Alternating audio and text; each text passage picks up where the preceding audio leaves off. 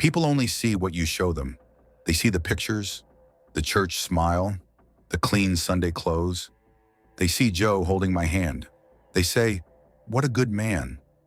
But inside this house, it's different. Grace was a quiet woman. She cooked, she cleaned, she prayed. Her husband Joe was respected, a big man in the church. Everyone said, "Grace lucky, her husband strong, God-fearing." They had one daughter, Amara. She was 16, bright, quiet, always watching. Most days were calm, but sometimes when Joe came home, the air would change. If dinner was cold, he wouldn't eat. If Grace asked too many questions, he'd walk past her like she was air. If Amara laughed too loud, he'd clear his throat and give her that look. Silence, sharp silence, the kind that stings. One evening, Grace's mother came by. Old Miss Ruth, strong, hard eyes. She watched Joe from the corner of her eye. After he left the room, she leaned in and whispered to Grace, "A man who controls too much will soon destroy." You listening, Chili? Control ain't love. Grace just smiled, said, "Mama, he just tired. He working hard." But her voice, software unsure. Later that night, while folding Joe's church coat, Grace felt something in the pocket. Not keys, not coins, paper, a letter. She looked around. Joe was in the bathroom humming. She slipped the paper out, quick, eyes wide, one look. Her hands started to shake. She folded the letter, stuffed it into her apron, and walked away. Quietly, carefully. She didn't read it, not yet, but she knew. Something was not right. What do you do when the man everybody loves shows you a face nobody else sees? "Grace, where you put me coat?" At first it was little things. Salt too much in the stew? "You always messing up my food," he'd snap. If I wore a dress he didn't like, he'd stare at me long, then say, "You want other men looking at you?" And when I answered back, and even gentle, he'd raise his voice. "So now you have mouth, Grace?" Chair scraping, fork dropped hard on a plate. But then, after each storm, came the calm. He'd bring me flowers from the roadside, kiss my forehead and whisper, "I'm just tired, baby. The world is heavy on me." He'd hold my hand and say, "You know I only want to protect you." And I believed him. I started to say sorry, even when I didn't do anything wrong. I'd shrink myself small, just to keep the peace. Walk light in my own house, pray quiet, think quiet, be quiet. Amara saw it. She'd sit across the table watching me, eyes wide, silent. She didn't say a word, but her face asked 100 questions. One evening I tried to ask him. We were alone in the hallway. I said, "Joe, I found something in your coat." He didn't even blink. He stepped close, too close, grabbed my wrist, firm but slow, and then he smiled. "You going through my things now, Grace? That's what we doing? You turning into that kind of wife?" I couldn't speak. He let go like nothing happened, walked into the living room and turned on the TV. That night I couldn't sleep. The house was too still. Then I heard him, whispering. Sound, muffled voice, like from another room. I crept out my bed, padded down the hallway, stopped by the door, just cracked open. "She won't leave me. She's too weak. She got nowhere to go." Sound, phone clicks.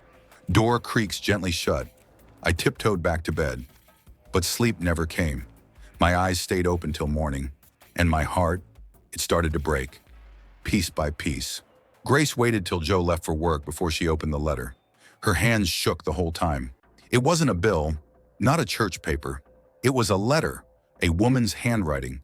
It started with, "My king." Grace swallowed hard. The words on that page didn't belong to a stranger. They belonged to someone who loved him, someone who thought he loved her too. The woman's name was Tasha.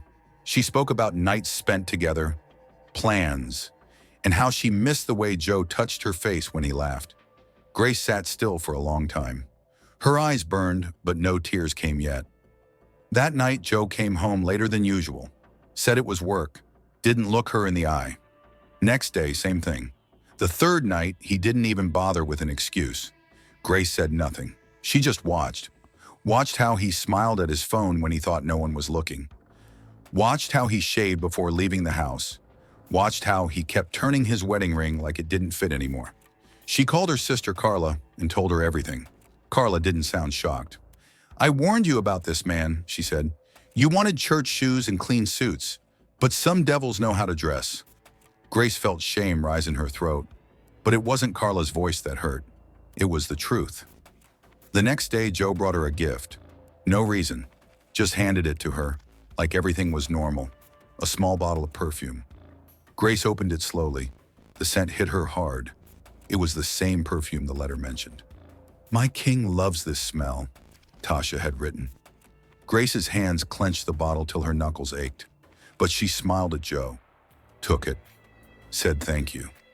That night, Amara pulled out a notebook from under her pillow. She wrote something and closed it quickly. She didn't say a word, but Grace knew. The child was watching. The child saw. One Sunday morning, Joe was rushing to get to church early. Said he had to lock up sound room before service. Grace offered to go with him. He refused. After he left, she took the spare key, walked out the back door. She opened his car, sat inside, and just looked around. Something told her to check under the seat, and there it was. A phone. Not his regular one. This one had no case, no apps. Just one number saved. No name. Just a heart emoji. Grace stared at it. Her fingers hovered over the power button. She didn't know what hurt more. The lies she was living with, or the truth she was about to hear. Joe found the phone missing before Grace could even decide what to do with it. He came home early, slammed the door, and called her name like thunder. She walked out slow, heart knocking in her chest. He held the burner phone in his hand. "You went in my car?" he asked. Grace opened her mouth, but no words came. Joe stepped closer, face tight. "You spying on me now? You don't trust me?" She tried to explain, tried to speak soft. I needed to know, Joe."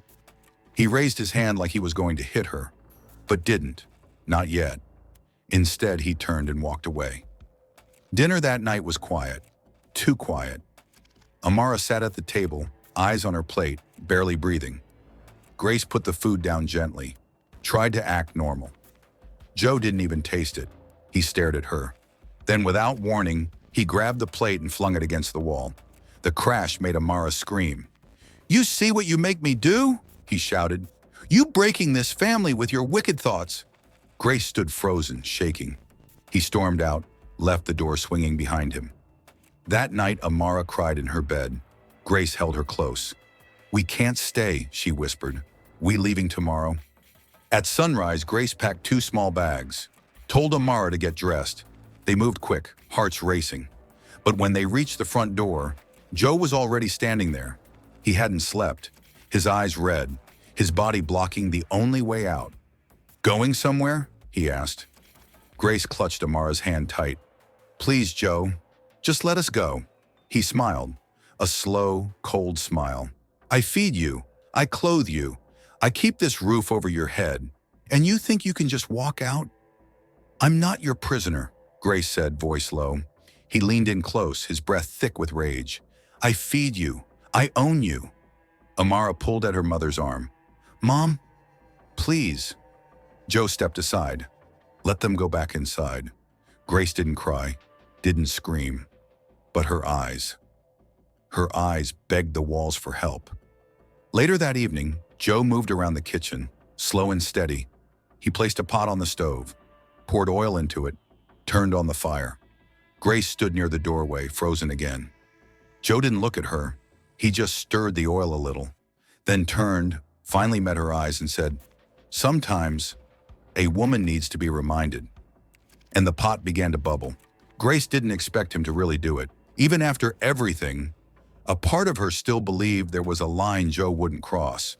But that night, the line vanished. He started shouting again, loud, wild, calling her names, accusing her of ruining him, of turning Amara against him. Grace tried to speak, but the words fell flat.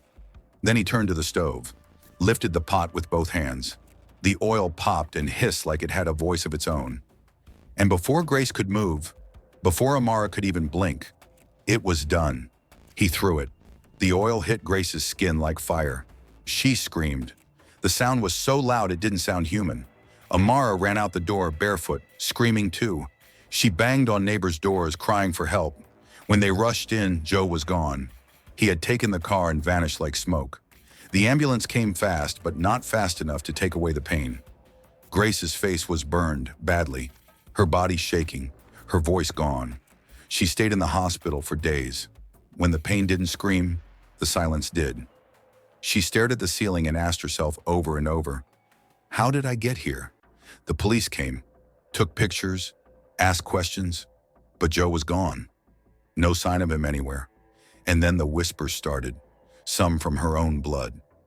She must have pushed him too far. She should have kept quiet. Even the church people who once clapped for her marriage started to turn their backs. Grace said nothing. She lay there still and broken while the world picked sides.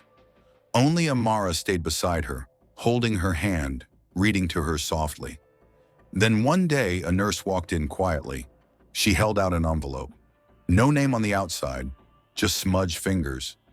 She placed it on the table beside Grace's bed. He asked someone to bring this, the nurse said, eyes nervous. Said it was from her husband. Grace stared at it. The paper looked ordinary, but her heart beat like it was holding a hammer. She reached for it slowly, hands trembling. A message from the man who left her in flames, and she didn't know if she was ready to read it. Grace waited until the room was empty before she opened the letter. Her hands were still wrapped in bandages. Her face felt like it was no longer hers. The paper inside was small, just one sentence. You made me do it. That was all Joe had to say. Not sorry, not regret, just blame. Grace held the letter tight until her knuckles ached. Then she let it fall to the floor. She didn't cry loud. She couldn't. The tears just slipped out, quiet and slow. For hours she lay there, drowning in shame. Not for what Joe did, but for all the signs she saw and looked away from. In her mind, she went back to the day they met. He was charming, smiled with his whole face, quoted Bible verses, helped her carry groceries. He talked sweet, moved fast, and made her feel seen. But even then, there were little cracks. The way he watched her when she spoke to other men, the time he slapped the table hard just because she disagreed, the way he told her how to dress, who to talk to, where to go. She thought it was love. She thought it was just how some men are. She was wrong. Carla came to visit that evening. She sat at the edge of the bed and didn't say much at first. Then she looked Grace straight in the eyes. The devil wears church clothes, she said. Grace nodded slowly. Later, a detective came by, brought her a small file. Joe's ID was used at a hotel, the night after the attack. But here's the strange thing. It was booked under the name Tasha, not as a guest, but as the one who paid. The detective said they were looking into it. Grace didn't say much, but her heart clenched. That name again. That woman. She spent the next few days learning to walk again, breathe again, speak without pain. Amara read to her every night, Bible verses, poems, sometimes just her own words. I'm proud of you, Mom, she whispered one night. You didn't let him win. Then one morning, as nurses pushed her wheelchair down the hallway, Grace saw her, Tasha, same woman from the letter, standing at a bed, placing flowers beside an old man. Grace stopped. Tasha turned. Their eyes locked. Neither of them spoke. But in that moment, 1,000 questions passed between them. Grace didn't wait long. Later that same day, she rolled herself slowly into the hospital garden, where she saw Tasha sitting alone on a bench. No anger in her voice, just quiet fire. You know Joe? Tasha turned, surprised. Her face said yes before her lips moved. I know him, she said slowly. Who are you? I'm his wife. Tasha froze. Her mouth opened, then closed. She looked like she couldn't breathe. He told me you were dead, she whispered. Grace didn't flinch, just nodded once. Yeah, feels like I was. For a long time, neither of them spoke. The silence told its own story. Then Grace began to talk. She told her about the burns, the lies, the control, the letter, the perfume, the pain. Tasha listened, hand covering her mouth, tears running down. I thought I was the only one, she said. He made me believe I was the only one. No, Grace said. He played us both. Tasha reached into her bag, pulled out her phone. There's something you need to see. They scrolled through messages Joe had sent her over the past months. Sweet words, dirty lies, promises, and one number, the same one Grace found on the burner phone. Grace brought out her notes too, details she remembered, dates, times, words. Together, the puzzle started to form. Tasha looked at her, firm. We can take him down. Grace nodded. Let's do it. They called the detective, handed over the burner phone, showed every message, every lie. Then as Tasha was scrolling one last time, her face dropped. She handed the phone to Grace. There it was, a message from Joe. Flight booked, leaving tonight. Grace stared at the screen. Time was running out. As soon as they saw the message, Grace called the detective. He's running, she said. Tonight. The detective moved fast, asked for every detail, then said, meet me at the airport. Now. Tasha drove. Grace sat in the back seat, silent, hands folded, heart pounding like a drum. She wasn't scared, not anymore. Just ready. They reached the airport and waited near the entrance, eyes scanning every face. The detective had plainclothes officers watching every gate. For a while, nothing. Then Tasha grabbed Grace's arm. There, she whispered. That's him. Joe walked with a hoodie over his head, a fake beard, dark glasses, trying to move like a stranger, but Grace would have known him blind. The detective stepped forward, showed his badge. Joe froze, then ran. 2 officers tackled him near the escalator. He kicked, shouted, tried to lie. But the phones, the messages, the burner, the false ID, it all came crashing down. They cuffed him, read his rights. Grace stood nearby watching. Joe turned his head, looked straight at her. She walked up, calm. You thought I'd stay quiet, she said. Joe laughed, low and bitter. You still don't know everything, do you? They pulled him away before she could ask what he meant. At the police station, Amara was waiting. She saw her mother step out of the car and ran into her arms. Grace held her close. This time there was no fear, just the sound of justice catching up. The truth didn't stop at the arrest. Once the police started digging, more secrets came out. Joe had another family in another town, a woman and 2 small children. He told them his name was Marcus, said his wife had died in a car crash, said Amara wasn't his daughter, said he was building a new life, clean and free. But it wasn't just lies of the heart. He had taken loans, many, in Grace's name, used her documents, forged her signature, opened accounts, bought equipment, started a business that made him money behind her back. The woman from that second family called Grace one night. Her voice cracked as she spoke. He lied to me too. I didn't know about you or what he did. Grace didn't yell, didn't blame her.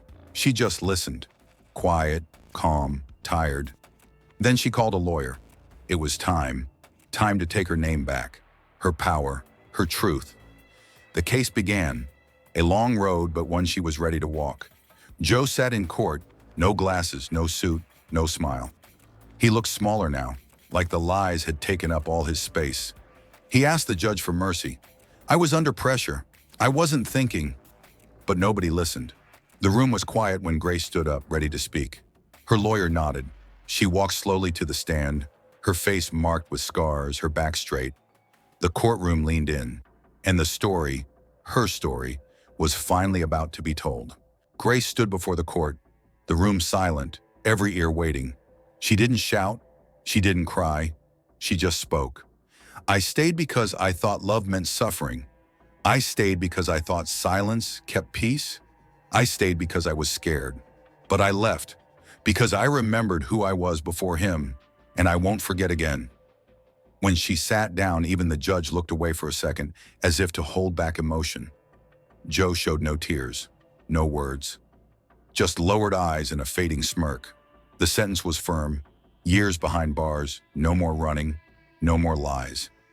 Tasha and the other woman, the one with the 2 small kids, stood together outside the courthouse. They didn't hug Grace, but they nodded. A nod that said, we know. A nod that said, Thank you. Weeks passed.